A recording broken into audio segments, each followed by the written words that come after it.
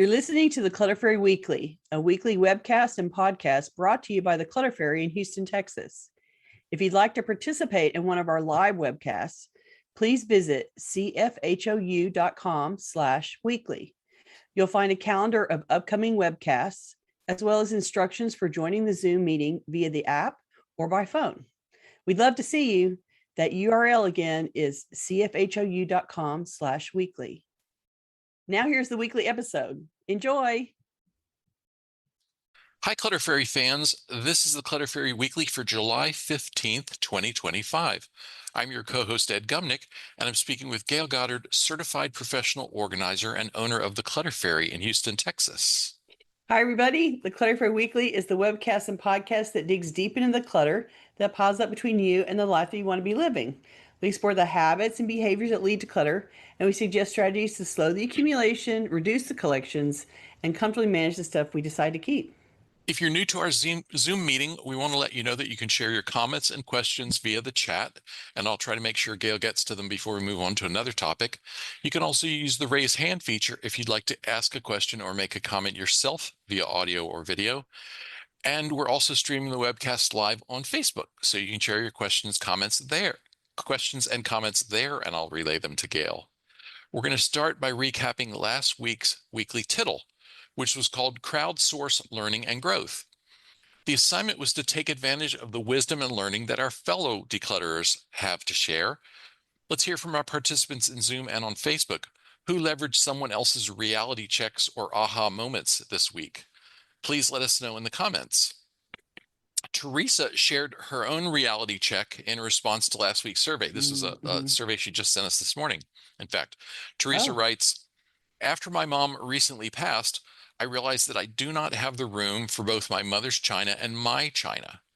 I do not need both sets, and I'm considering just keeping some of both. We're tea drinkers in our family. My mom preferred her tea in a china cup. Aww. However, at no time have I ever needed 12 china cups at one time, and now it's 24. Right? Despite loving both patterns, I will determine a number of cups needed and let the rest go. First, I'm sorry about your loss. I'm sorry that your mother has passed. And then I want to say to you, you're being very realistic about what you need and making a choice that I suggest to many people. You can break up a set of china and reduce it to a volume of china that you can use. Keeping some of both of the sets of china is going to allow you to remember your mom in the cups that you keep of hers, and you can still maintain a volume of china that works with your kitchen and your use habits. I'm really proud of you for working this out as a solution to both sets not fitting in your house, which was the original problem. Like, what are you going to do with 24 cups, right? So you can keep as little as 2 cups, but I wouldn't keep more than 6 cups of each set. That's still a total of 12 and more than enough for one person at home and any guests you might have. So good luck on right sizing your china collection. And I appreciate that you came to that awareness about 2 whole sets of china is too much for one kitchen, or it's too much for your kitchen, and you're the only one in the house consuming them, and you and any guests, and so you really don't need 24 china cups because you're not having that big of a party in the house. And so, good for you to figure that out and come back and tell us how it goes. Come and tell us, more importantly, how much you decided to keep, because I'll be curious. Thanks for sharing. And I think Teresa is here with us. Teresa, raise your hand if you are. I thought so. From your email address. Okay, let's see other tittle reports. Jacqueline says, my friend gave me a bread maker machine since I love to bake. I took a look through my kitchen cabinets for things to declutter to make room for it, and I decided a slow cooker / crock pot and a waffle iron could go, since I have 2 waffle irons and I have an Instant Pot that I use instead. There you go. The friend that gave me the bread machine was actually looking for a waffle iron, so perfect trade. Oh, look at that. You got to trade out and return a gift for a gift. That's nice.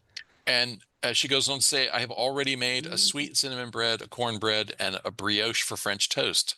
And when are we coming to your house for I know. snacks? I bet Jacqueline's house smells really good. I know, right? Yeah, that whole bread maker thing. You went through a phase of the bread maker for a while there. I remember eating some Ed made breads back in the day. I still use the bread maker from time to time, but I kind of got off that onto we bought a really, really good, we bought a KitchenAid stand mixer, Mm. which is such a beautiful thing and so satisfying to use. It's so solidly built. The thing Yeah, is yeah. It's freaking a piece of heavy. machinery. Yeah, it really is. And I kind of use that. I tend to use that nowadays to make bread and Yeah. then shape it by hand and You miss your all that old-fashioned stuff. you, right? Well, yeah, I mean the bread maker is it's just a little. It was bread making for dummies. That's what it is, Well, I right? mean, You throw the and ingredients in and push the button, and that's it. it makes one shape, and Yeah, you can do an awful lot with a bread machine. I'm not knocking bread machines. We still have yeah, it, but right. um, but I But it is also one like shape. I also like to put seeds all over the top and stuff like that, which you can't really Yeah, do. I mean, yeah. you could sort of do that with the bread machine, I think, if you interrupted it at the right moment. God, I miss you living here. I miss coming to have dinners at your house. Let me just say that again. But I don't think they tuned in to hear us talk about my cooking. No, no, but So, it's good cooking, and you're sorry that you're missing it. I'm just saying, and everybody, you should be able to eat Ed's food because it's always good. Whew. Naomi offered a comment. She says, "I have second generation China and crystal and third generation sterling silver, and I Mm, finally started using them again last week after a COVID-induced gap in inviting guests." there you go. All right, good deal. If they're back in action, then okay. Yeah. And sterling's the one. If it's actual sterling and not plated, sterling still has some dollar value in the market because of the weight of the silver. So, at least as long as it's sterling silver cutlery, that's an asset that still has value and it's worth keeping. And if you're going to use it, then use it and be happy and know that you can sell it off when you don't want to use it anymore. Temmie says, let's have a cooking show sometime in relation to clutter, of course. Right? Yeah, my job used to be cleaner. I would, Ed would make the kitchen a complete disaster and make all this food and we would all eat, and then my job was to go in and clean it up because I contributed exactly zero to making the meal. So I was always the one cleaning it up in the back end. Oh. Catherine says, bread maker left several years ago. Friend used for stirring and placed in loaves. I have done that too. I will make I tend to use the bread machine for pizza dough because Oh, I have you know, perfectly calibrated recipe where I can just throw everything in and hit go and come back, I forget, 45 minutes later and it's and you have pizza all dough. ready to shape. Yeah. There you go. Lynn asked, anyone know where to sell that sterling silver? So one of the places you can do it is replacements limited, but that's in the United States. So Right. you have it's a better solution for people in the United States. Then you would also go to resale stores would probably depending on what kinds of stuff they do, a resale store might take it. An antique store, an auction house might auction it off for you. So it just depends on who's doing what kind of business in your town. But you can always do it on Max Sold too. Like if you want to run a Max Sold auction online and sell a bunch of other stuff as well, you could put a sterling set into a Max Sold auction online. And Max Sold is, again, it's a Canadian company that operates also in the United States, and there's other companies in other countries that do online auction selling. So it just depends on where you are and what resources are there. But I would start with a local Ma resale shop that carries antiques. and Max sold is MAXSOLD Yes, dot com. .com. Mm-hmm. Um, It's not for selling individual items, it's for selling collections of things. And oh, so, gotcha. I mean, you'd have to put up a sale with a bunch of stuff on it. But but that's a way that Beth's people sell that stuff on Maxell a lot. Beth said, I see sterling silver on Facebook Marketplace sometimes. Mm. And let's see. The only problem with that is you do want it to be you want to understand the dollar value of the sterling before you go to marketplace, before you go to Facebook Yeah, Marketplace. So you need right. somebody to weigh it and give you an appraisal of the value of the sterling so you know how much it's worth before you go out there and sell it. Summer suggested a small local jeweler. Sorry, I'm stumbling over that one. Mm, yeah, depending on some kind of fine jewelry store sometimes carry sterling. They carry cutlery, maybe, depending on how big the store is. And if you sell it to a jeweler, they might be buying it for a melting weight. Like they might be buying it to melt it Right. down. Just for the silver. Right. So, if you're cool with that, then yeah, that'd be an okay solution. M says, I read through the survey results and saw that many of us share the same problems. I copied the one about starting being the hardest part. It's Mm. true that just processing one item can get the ball rolling. And keeping it separate in your mind, like I think what always is daunting to people is the idea that they think, oh my gosh, I have to do like I'm have to do the whole house. Like you keep the problem of the whole house in your mind, which keeps the problem very big and overwhelming and likely to shut you down. But if you just focus on the one little thing that you're doing in front of you, that's a much smaller problem and much more able to do. And then it keeps your sort of overwhelm emotions out of the mix, and you do one little thing and then you go do another one little thing, and all of those things are in service of the larger project, but you're not looking at the whole project and thinking I have to do it all simultaneously, because you don't and you can't. And so you have to do it one step at a time anyway. So only focusing on that one step allows you to sort of separate from that my project is so big and I'm overwhelmed and I don't know what to do. And the slightest little step, doesn't really matter what it is, the slightest little thing, you taking a box into the recycling bin, I it is enough to get you started. I also think that all kinds of, in the time that we delay and defer and postpone starting on a project, all kinds of little voices and influences creep back into our heads. And so, we start listening again, when it's been a few days since the last time we tackled the thing we need to be working on. It's just, oh yeah, yeah, I need to get to that. But then in a few weeks, you, there starts to be an element of, "Ah, that's hard. I'm not sure I'm good enough at that. That that's gonna be unpleasant." And Yeah, I said, how am I going to get to the end? yeah, and the best answer to how am I going to get to the end is by doing the first thing. Mm-hmm. That's how you're going to get to the end. You're going to do the first thing, and then you're going to do the one after that. And don't try to think about much more than that, really. Right. And the other thing that hangs people up is the idea that they think they don't know how to do all the steps.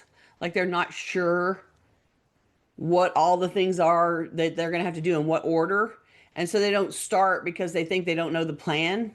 But this stuff is, it really doesn't matter if you meander around. If, as long as you're working on some part of it, it really doesn't, the plan is not so super important. It's more important that you chip away at it, and pieces of the plan will become apparent, or you'll be able to work out pieces of the plan as you go along, and you don't have to know it all in advance. I know it all in advance because I do it for a living. Like I know what's going to have to happen in what order, but you don't have to know that. You can just be working on it, and then at some point you'll realize, oh, now it's time for me to do this, and you can a piece of the plan will present itself, and you'll be able to take action on it then. And so it's like, don't worry about not having the full game plan in your head before you start, because you don't need the full game plan to take a box to the recycling bin, or to put something you don't want in your house in the car to go to donation. Like you can do the steps without having a full-blown plan in your head. Right. And at some point, if you get enough done and you feel like, okay, now if I need a plan and I don't know how to get the plan, then you can do some research, call a professional, read a book, whatever. You can go and get some more advice, but don't let the lack of a full-blown plan prevent you from starting and keeping emotion around it. Like, are you really going to run out of clutter to play with before you come up with a plan? No. You're not. So just keep on keeping on. Okay, let's move forward. We Okay. have a lot to cover.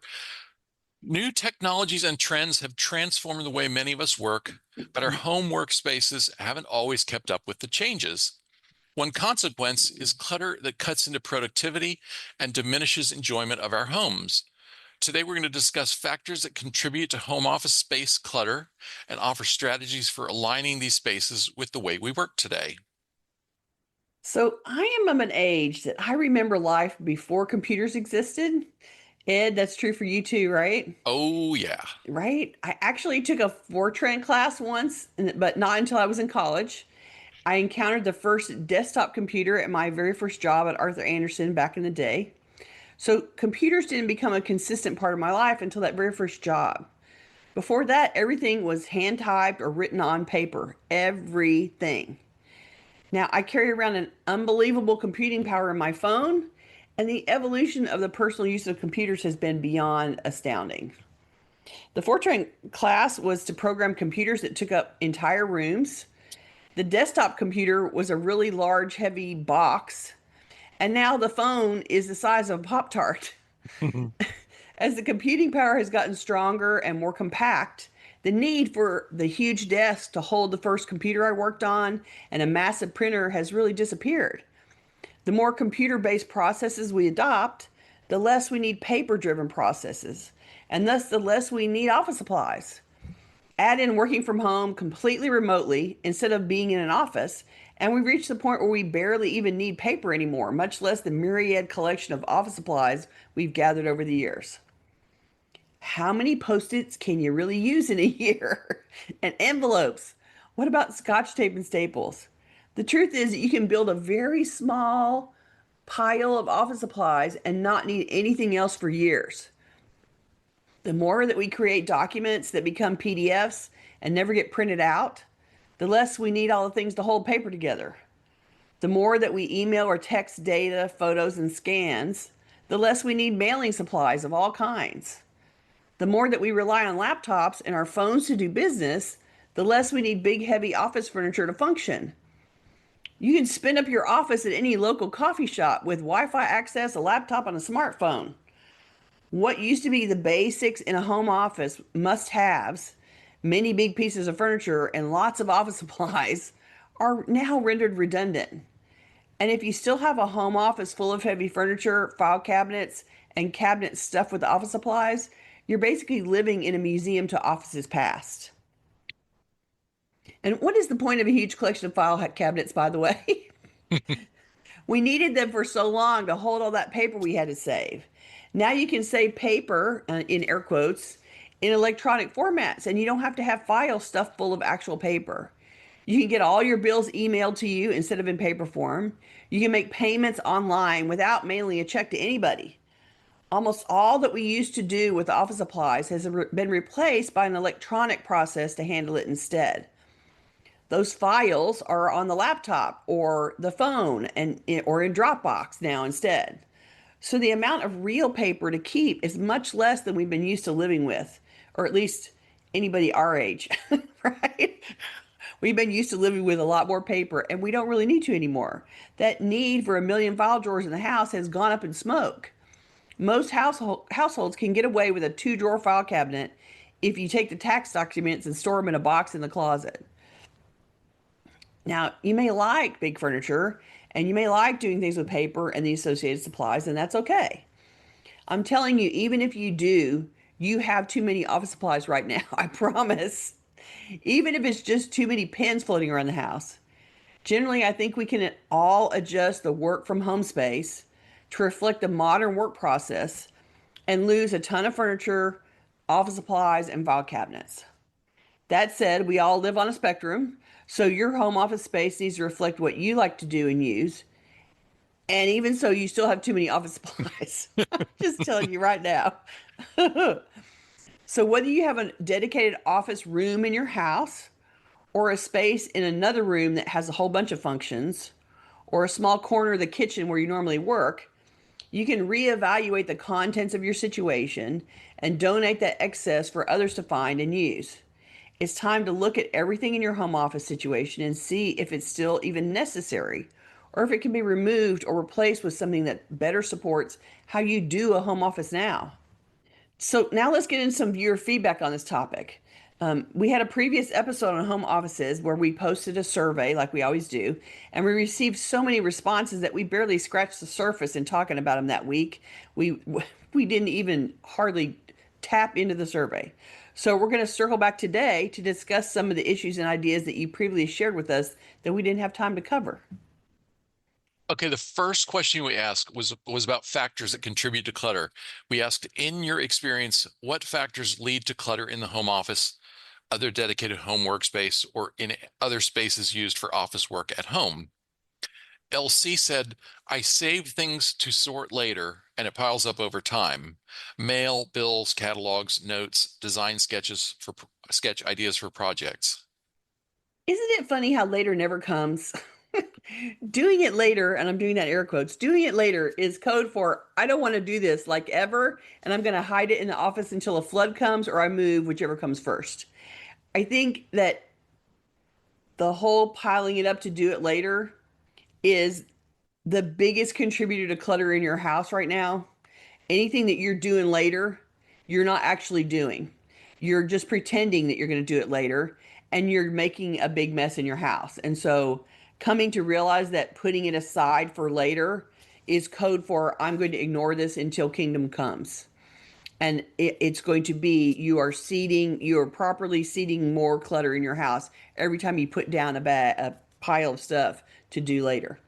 And so I think we have to face that reality that doing it later is a lie.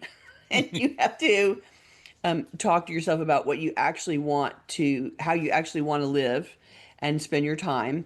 And digging out, doing it later, you know, people often wait for the perfect amount of time or I need a whole day or I need a whole weekend or I need to I need to do the tax project from start to finish without stopping. And so they wait for that large amount of time to appear.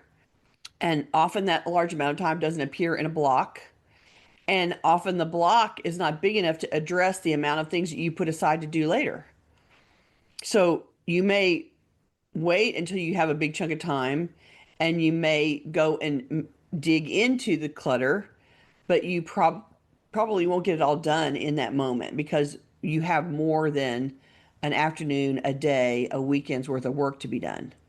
And that's what I mean by that. Like it's really the project. If you've been putting things over to do later for a long time, you're looking at hours and hours and hours of work. And so the idea of waiting for the exact right moment where you're going to have all the free time and you're simultaneously going to want to work on the project for that whole time. Those two things have to come together. You have to decide that the block of time is right and that you actually want to do the work during that time. And how often does that, magical moment appear? I'm going to say not super often. Connie gave you a little pushback on that one. She said, must disagree. I have cut out label to read later, and I do actually. Well, that's Well, and good. if you have a an action file of any kind where you want to group things together, that I mean that obviously, if that's a system that's working for you, that's great. And so the Um, question I would have is I told this story a long time ago. Lorraine told me this story about her house. She was putting reading material next to the toilet in the bathroom. And it was, you remember the story, and there was like, 2.5 feet of magazines sitting next to the toilet. And my response to her was, how long are you spending in the bathroom? Like, if the tower of things to read has grown that tall, clearly your system of saving it for later versus how much time you have to spend dealing with that later pile was unequal. It wasn't balanced. And so, as long as what you're putting aside later, if you're reading it at the same rate as you're putting you're things into the collecting it. pile, Yeah, you're in good shape. When you yeah. get in trouble is you put a bunch of stuff over for later, but you don't have the same amount of time to read things. So you still pull things off the pile to read, but the pile keeps growing bigger because you're not reading as fast as you're adding to the reading pile. That was my point. Okay, let's go on. Mim said, not being able to separate personal work paper from professional work is what contributes to our clutter. Mm. Needing to keep filing in tubs, probably keeping too much paper too long. That's an important distinction to make in your paperwork, separating personal from professional. And I always set up at anybody's office, if somebody's got work product at home, then I create a drawer, at least a file drawer or a file cabinet, that is, here's my work stuff separate from here's my personal stuff. And you're definitely keeping too much paperwork for too long, I'm sure of it.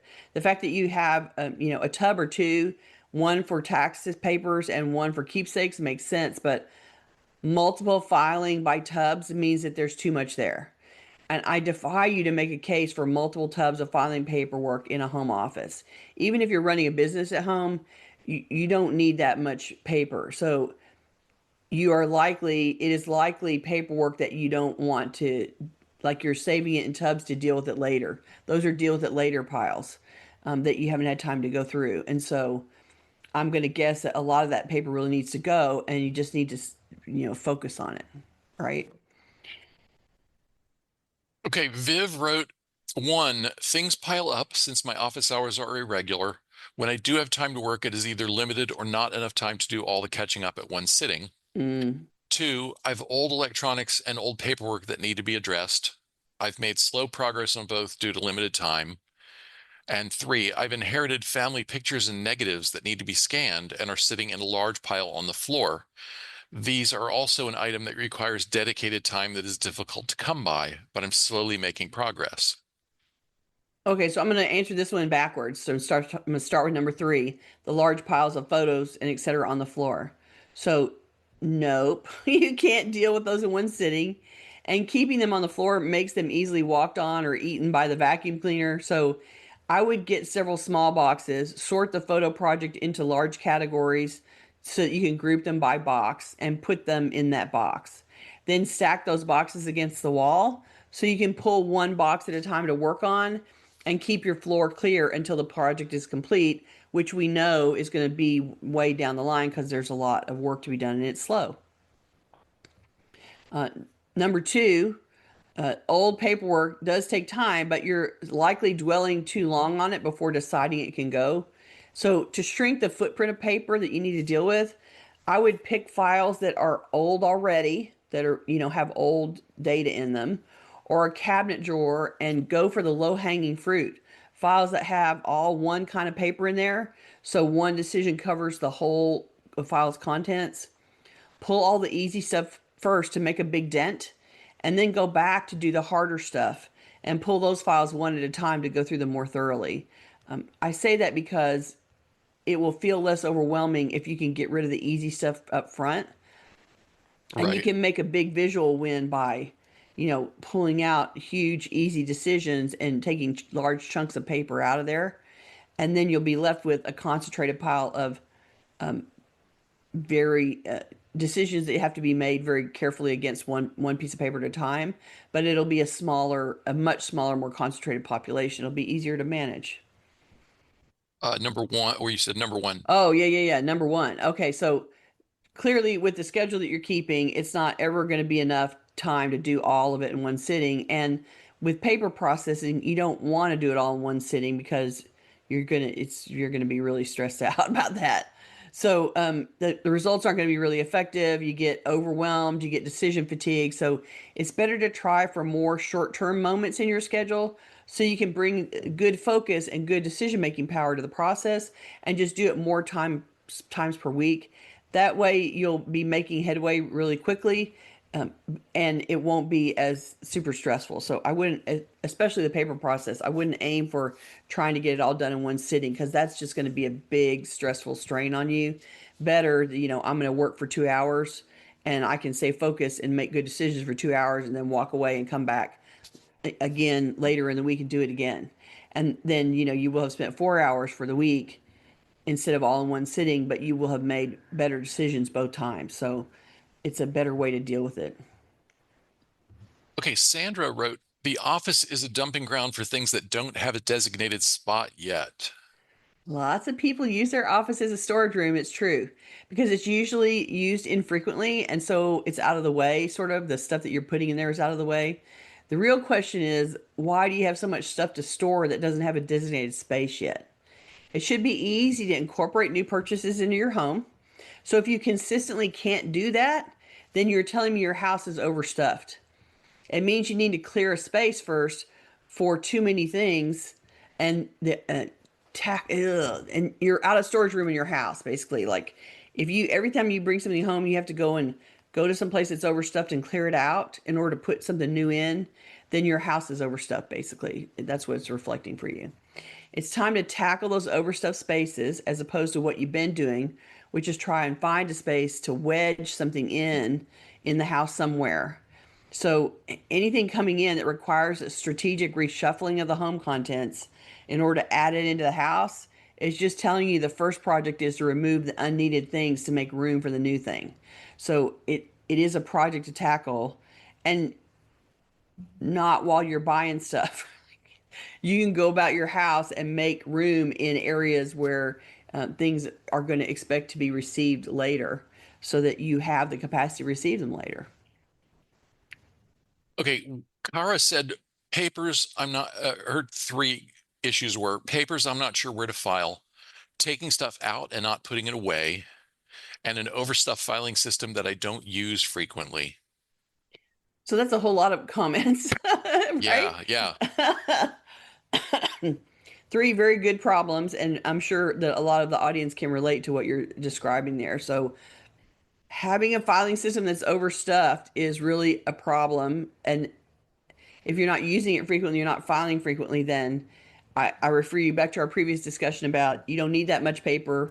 You can probably unstuff the filing system, shred a bunch of that paperwork, or take it to be shredded, and free up some space in order for you to be able to start adding current data in.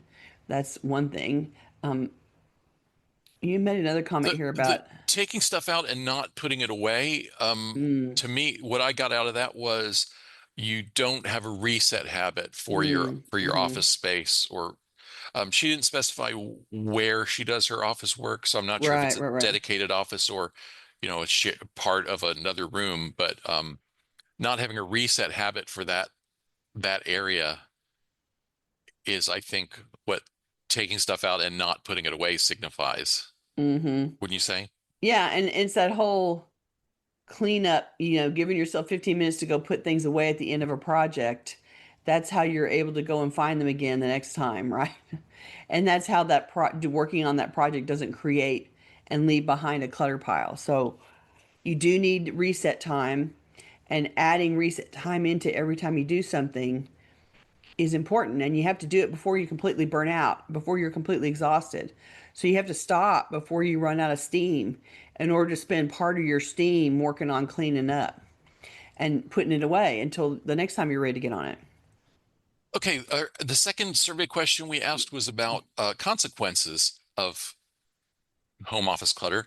Mm, We said describe one or more ways in which clutter related to working from home or other office work carried out at home has negatively affected your work or life outside of work hours. mm. Marsh said the clutter is always there. I could not tell you what is on the ends of my piles, yet I always start with positive intentions to get it cleared, shredded, or filed down to the wood on my desktop. Then the cycle begins again. It's my biggest shame and frustration. We all have a backlog and the current incoming paper, and they require actually two separate processes to deal with both of them. So the backlog needs a work plan and time on the calendar and focused attention to reduce it. But you also need dedicated current time to deal with what's incoming now, so it doesn't add to the backlog. So making time and space for both projects is how you finally tame that paper tiger, that collection of paper that ever is trying to be ever growing. There is a maintenance process and a like handling the mail, handling the bills. You have to create process to handle the current stuff, where to put it, how to get it paid, where how to file it so you know where to retrieve it from, that kind of stuff. Uh, Dealing with the shredding, dealing with the recycling. There's processes around I'm taking in the mail. I'm making sure my bills are paid. I'm, handling requests for information from people. That those processes need to be in place. And then you have a backlog project that is sitting over there waiting to be dealt with, and that's a whole nother set of scheduling and work time. And so it's not really all one project. It's really two different projects that need two different systems to manage them. And people forget that about paper because paper, is so overwhelming. Okay, Anita says, couldn't find car registration forms I knew I had received and had to go in person. Isn't that annoying?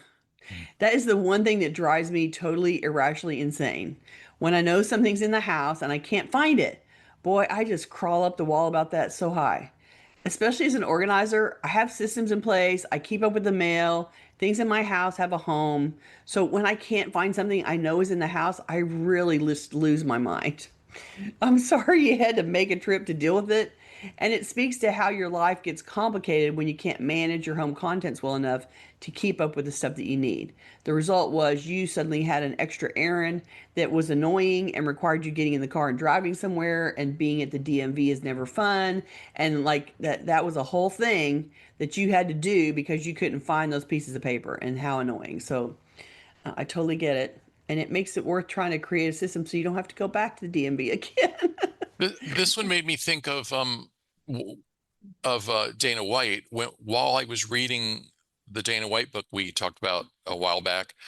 I I think I put away. I have this little set of screwdrivers, that teeny tiny screwdrivers you can use to fix Oh, for your the eyeglasses. Yeah, yeah, eyeglasses, yeah, yeah. and I feel fairly certain that I asked myself the question, where would I look for this if I needed it?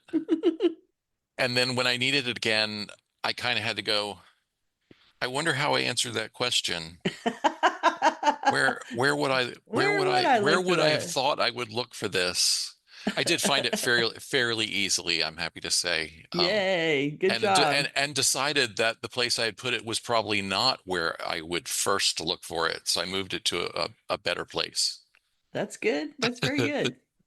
Franny said, the workspace is in my living room so I can see it even when I'm not working. My Mm. inquisitive cat needs supervision, or he gets into the workspace and messes with the equipment. Kitties do like to play with cables and cords. Oh, excuse me. They definitely do. And you can help with that by adding cable managers, things that tie cables together or go inside a cable hose to corral the cables together. There are tons of cable management products on the market. So spend some time and money on corralling those cables so they're less cat friendly looking, and it'll help. And you can also add a cat appropriate PlayStation near the office area as a distraction. And in terms of being able to see the office area, I would make an attempt to rearrange the room so that, like, the office, you can sit on a couch and the office is behind you. Or you can sit somewhere where you're watching television and then the office isn't in your line of sight. So it might be worth it to rearrange the room so that there's a little separation between office time and personal time. And then it's not in your range of vision when you're in your personal time, right? It is, it's unnerving when the office is sitting over there mocking you all the time. So it's worth the effort to try to separate it so you don't have to look out of it, right? Okay, Liz says, it makes me want more tables to spread out each project. Ooh, okay, we should probably come up with a new Clutter Fairy mantra, and here it is. If it feels like the solution to an organizing problem is to buy more furniture, you should spend some more time examining the problem. Adding multiples of furniture is almost never the solution for solving a clutter problem at home. That just means you have more horizontal surfaces to lay things down on and more surface area holding clutter. The truth is, having multiple projects laid out isn't a viable option in a home office space. That might work in a big workroom at a real office, but it hardly ever works well in a home office just because of the size constraints. Big and spread out means crowded and covered up in a small space like your house. So you have to adapt your project management for the space in which the project is going to take place.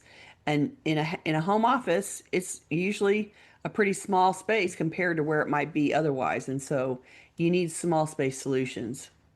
And it isn't to add more tables. Well, and you've talked before about in when we talk specifically about organizing for arts and crafts, Right. about enlisting project boxes, Mm-hmm. bins that are bins, a bin, I guess transparent plastic bin for each project in which you can corral the materials, the paperwork, the pattern, the instructions, the Yeah, yeah, all the magazine support. article that inspired it, the the tools if they're not things you use for all your projects, Mm. right? Yeah, so you can collect that stuff in a project box, and whatever project you're working on, you can bring that project box out and spread that on your workspace. But then when you're done and you've given yourself that, 15 minutes of cleanup time, you can put that project back in the project box and put it aside until you're ready to come back and work on it again. And people are like, they often say to me, why would I bother putting it out when I'm going to come back and open it back up the next day? Well, because you have cats in the house, And because and life happens, and sometimes it's a week. yeah, and you don't actually get back to it on time. And if you leave it on the desk and then you start another project and it gets buried by the other project, and then the pieces start getting separated from each other, and then, you spend a huge amount of time trying to re-find all the pieces again in the sea that's on your desk when you're ready to go back to it. So better that it is tucked away in one box and you don't have to look anywhere. You just have to go find the right box in order to get your project and all of its pieces back out again. So it's worth the effort in terms of time management when you open it up again to go back to it and, not have to spend an hour trying to find all the pieces or decluttering your desk to find all the pieces. That's super annoying. And it's more annoying than I know where all the pieces are right now. I put them in the box and I still know where all the pieces are. Like that, you can't get any more straightforward than that. So it's worth the effort to create a project box and put things in and out of it so that you aren't overwhelming your home office, because it's usually you pick the home office, it's the room that's the smallest amount of square footage, because in all the other rooms you want to have beds in them and dressers, and they're like, it's more of a living space, and so you don't need that kind of furniture in an office. And so and especially if you're sharing the function of an office space with something else, like guest room slash office, craft room slash office. And so it's always going to be, you're always going to pick the smaller room most often, and it may or may not be sharing the room with something else. And so it's always going to be a size challenge. And the solutions need to reflect that size, restricted size capacity that goes with having a home office. Okay, Bernie said, I can lose important paperwork or not be able to do an important task because the general and paper clutter is too overwhelming. If there's ever a fire, it's an absolute fire trap. Yeah, if you feel like the paper is a fire trap, then I'm inclined to believe you that there's a threat, because you would be inclined to downplay the volume normally. Since you think it's not very safe, that means dealing with the paper is really a priority. Well, It's and time.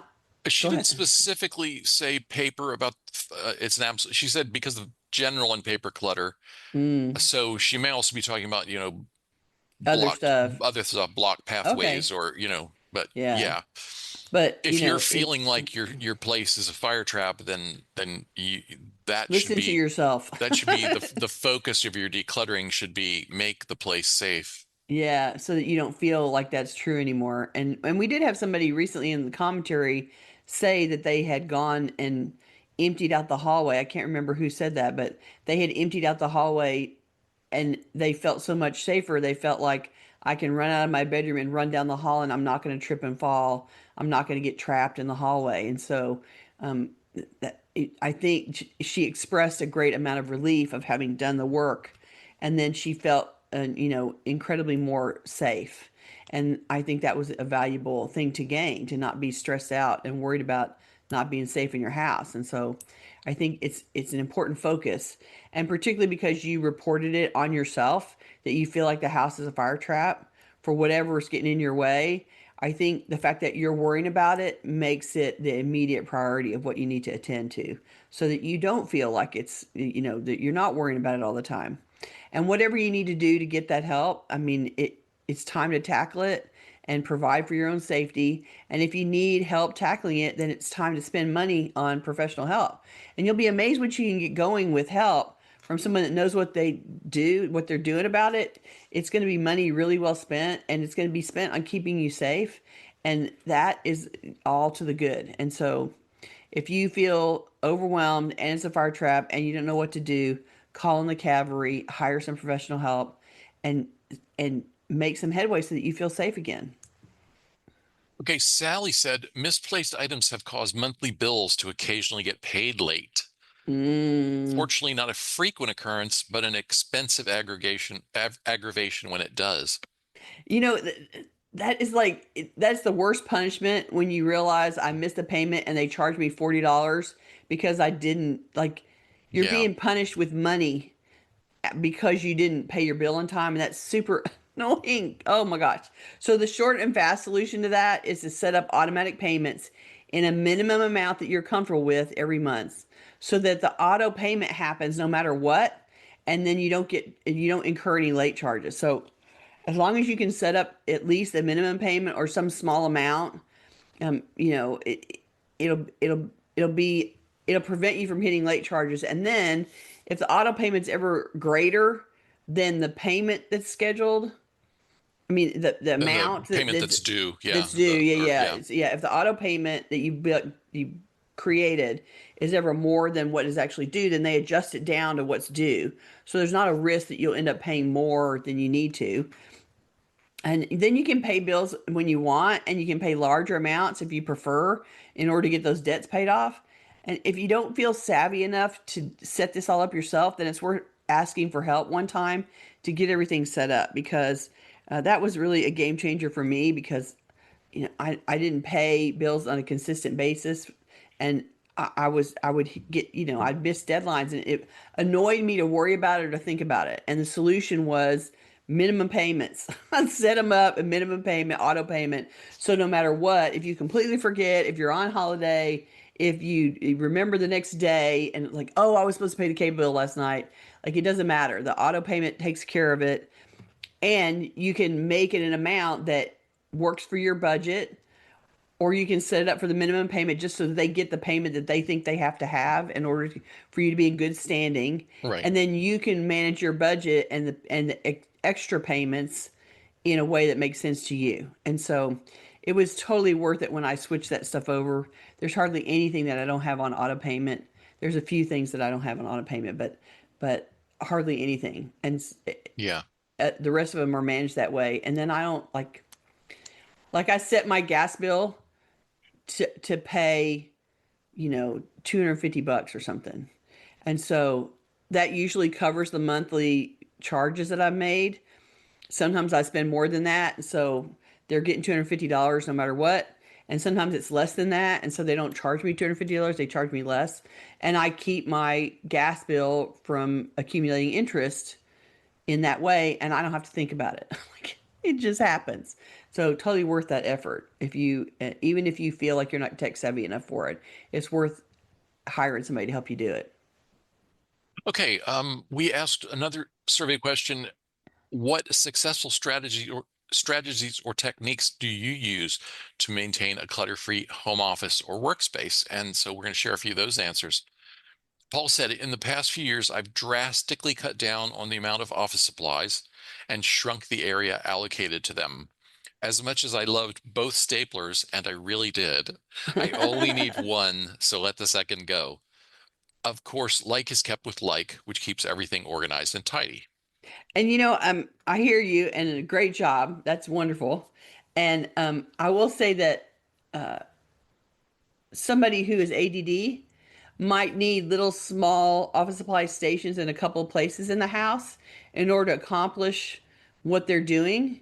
So there might be some logical places like they make payments over here, and so they need little office supplies there, and they do some sort of, they do some sort of paperwork over here, and so they need little office supplies over there. I mean, I think set it up so that it works for you. Maybe you want scissors in 2 or 3 rooms, and so you have scissors in 2 or 3 rooms, but you don't need staplers in every room. but you might need staplers in two different places. So just think about, your office supplies can be stationed, little caches of supplies can be stationed where you would use them. If going to retrieve the stapler in the middle of you doing something is enough of a distraction that it'll derail you from working, then that's a solution. If you can manage with all the supplies in one place, and when you need something, you go and get that thing and staple and then go back to what you were doing without any trouble, then you can have it all in one place and, have it be a small collection. Literally, like, I have a little bit in here in this office, and then I have a collection that is in I have a footstool that has an open box, has a lid on it, and I keep a little bit of office supplies over there so that when I'm doing something on the couch, I don't have to come in the room. I can go over to that and get something out of there. And so that's the two places in my house where I have office supplies kind of stuff, and it works and it's functional. And so stash them where you want them, where you want to use them, but just like Paula, you can drastically shrink it down and still function. Not a Okay. surprise. Good on Um, you, Paula. Diana. Diana, thank you. Diana says, I was gifted a lingerie chest on my local Buy Nothing group. It's tall and thin, so it fits perfectly near my front door. The top drawer holds office supplies, for example, pens, tape, scissors, etc. The next drawer holds mailing supplies like envelopes, labels, and stamps. She goes on to describe just how she's got this piece of furniture has places for everything, and it's really supported her habits and routines.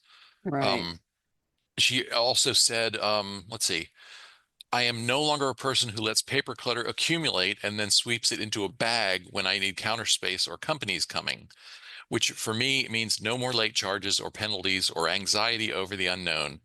Paper clutter was my biggest challenge, and I have emerged victorious. Woohoo! That's the kind of stuff we like to hear. That is awesome. Great for you, Diana. And it is a wonderful feeling when you realize I can manage the paper in a few minutes.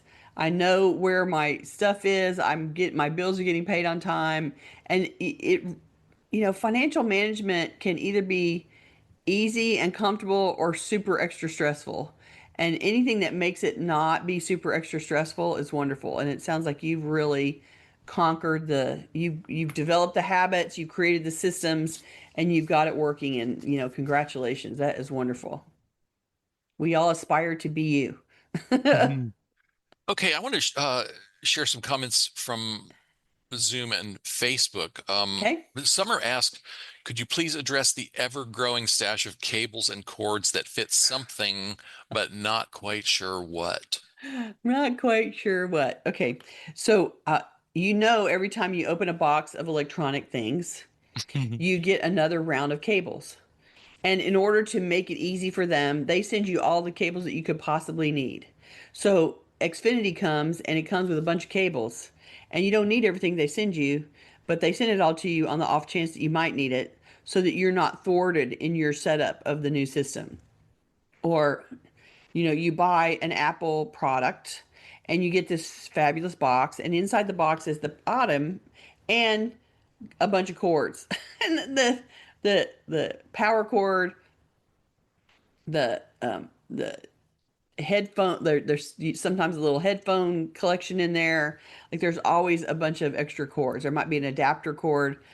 And so And there's just all the stuff we've kept from things that have drifted away. The devices themselves may have stopped working.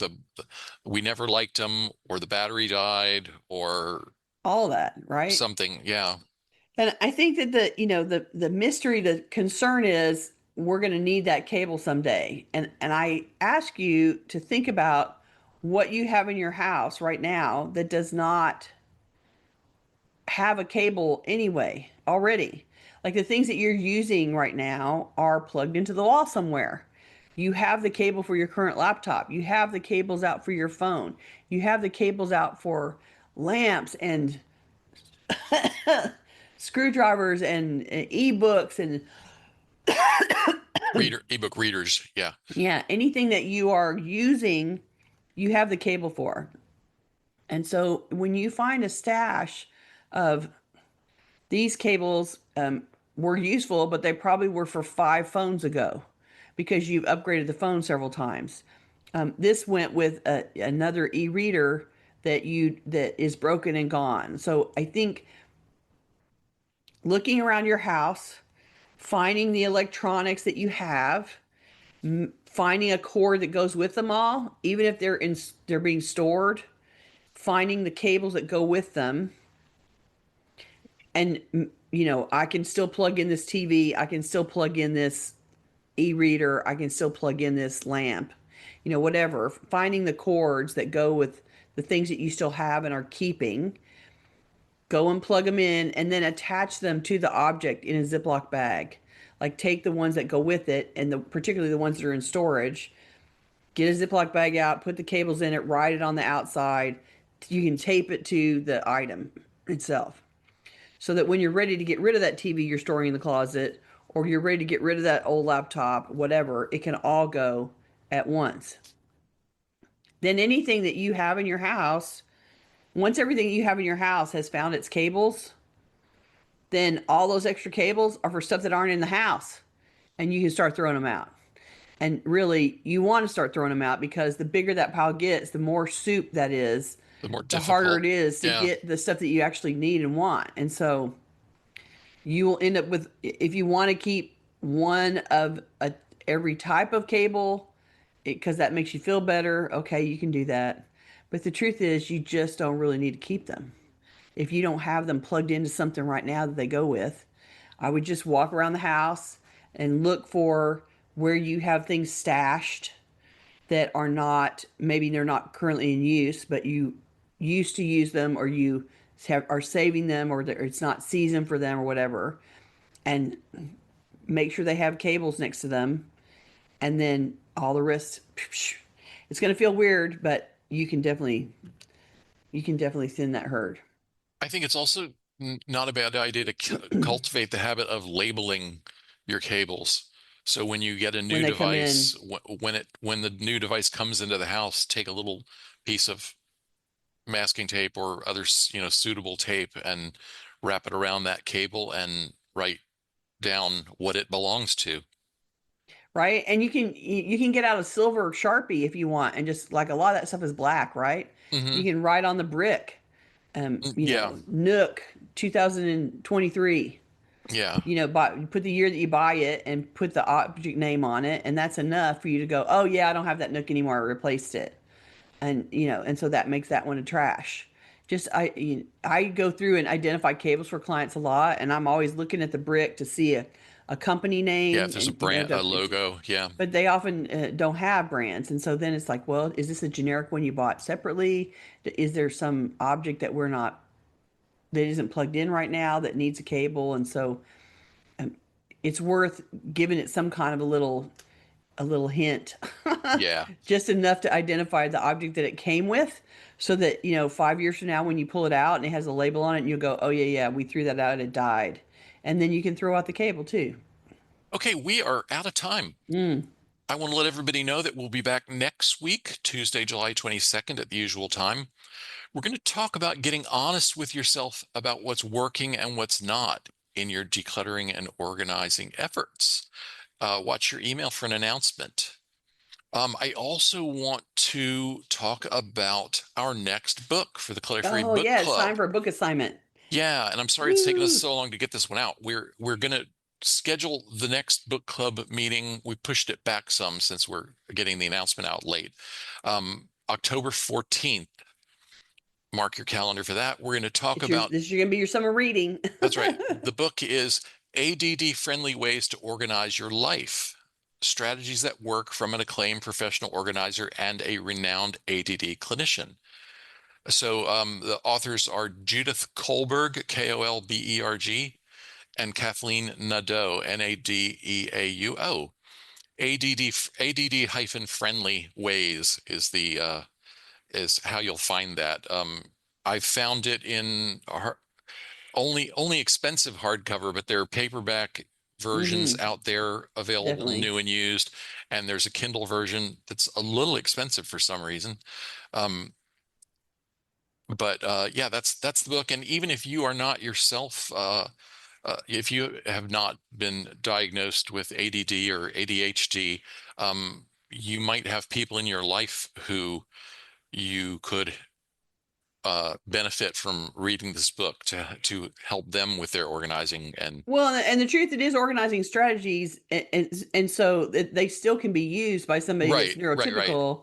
They're Yeah, just designed to work for the way that an ADD brain functions, and so it right. isn't that you can't use them. It's one we've it's one we've talked about before. I think Yeah, it was I introduced to refer it you a at a lot. conference or something. Hmm. Yeah, Yeah. yeah, yeah.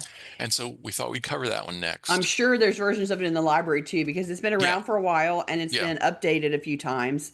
And so I'm sure there's editions that you can also Yeah. rent in the library. The second edition is 2017, so I think that should be fairly easy to for people to get their hands on, I hope. Yeah, yeah, yeah. So, I look forward to reading this one again because I do refer to it a lot for people when I have ADD clients. It's the first thing when they want to know, what do I do as an ADHD person to get organized? I'm like, here's the book you need to start with because it is absolutely written for how the way that's why there's a psychologist as a co-writer yeah. because it's written for the way the ADHD people think, and I think it'll be interesting for a lot of people in our audience. So I look forward to reading it with you again.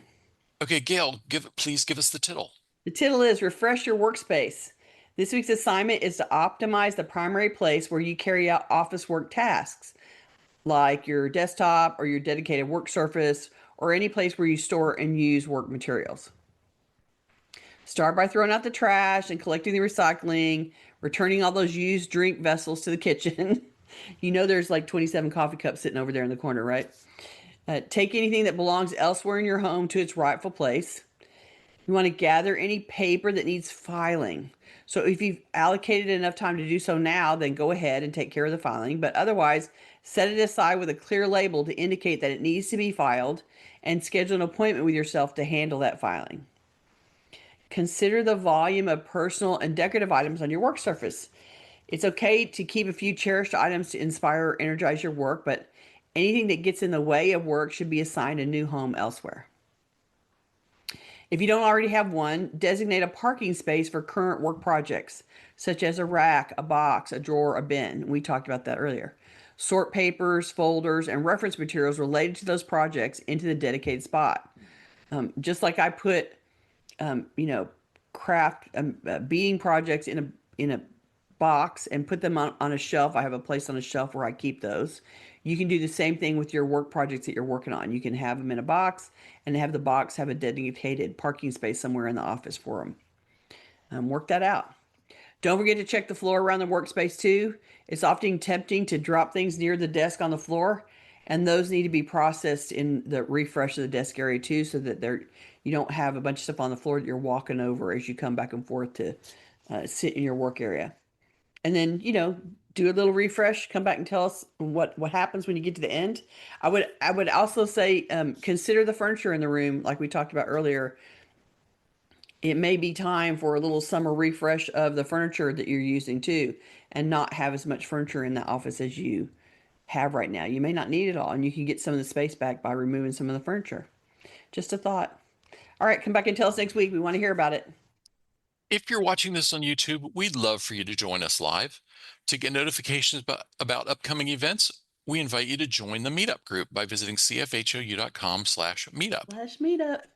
You can also follow us on Facebook by visiting cfhou.com/Facebook or join our mailing list by visiting cfhou.com/subscribe. We love to hear from you, so please keep your questions, comments, and topic suggestions coming on Facebook, YouTube, or anywhere that you find us. You can always reach us through the website at clutterfairyhouston.com. Thank you so much. And I'm going to add another one. I'm going to say cfhou.com/YouTube. If you want to subscribe to the channel, or if you're listening to the audio and you want to watch the A video video. version of it, you can Yeah. come find it in YouTube. And I'm also going to add clutterfreehouston.patreon.com/Patreon because we accept your lovely pledges to support us in doing our work. If you feel so inclined, we would appreciate your support. All right, you guys, lovely to see you. Thanks for coming, and we will see you next week. Bye-bye. Bye.